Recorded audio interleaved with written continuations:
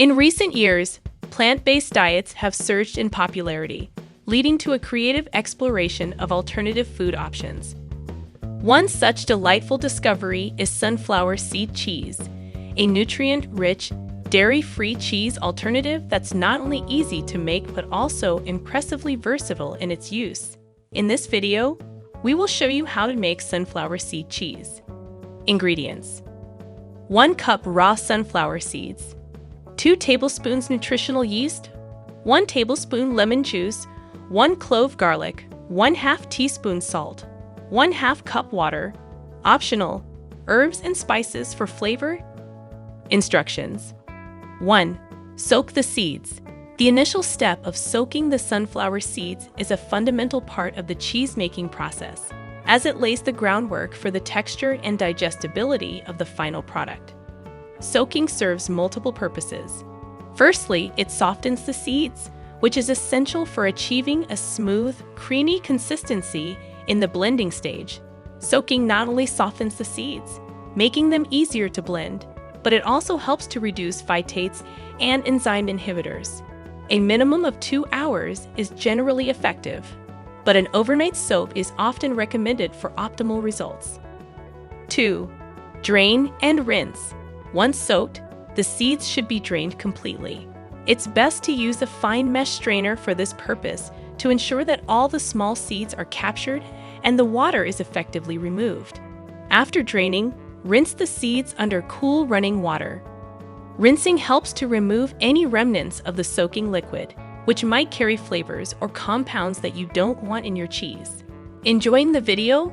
Leave a like and subscribe. It really helps the channel out. 3. Blend ingredients.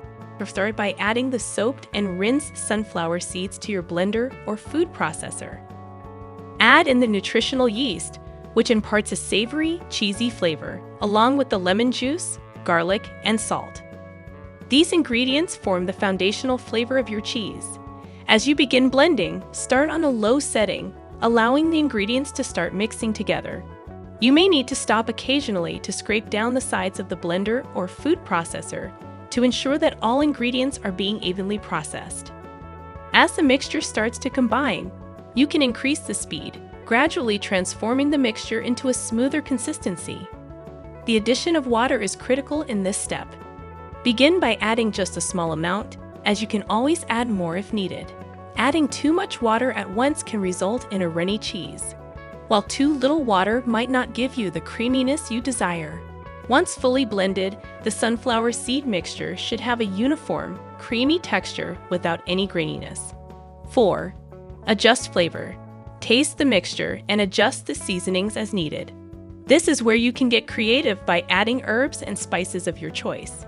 The step of flavor adjustment is where your sunflower seed cheese really comes to life.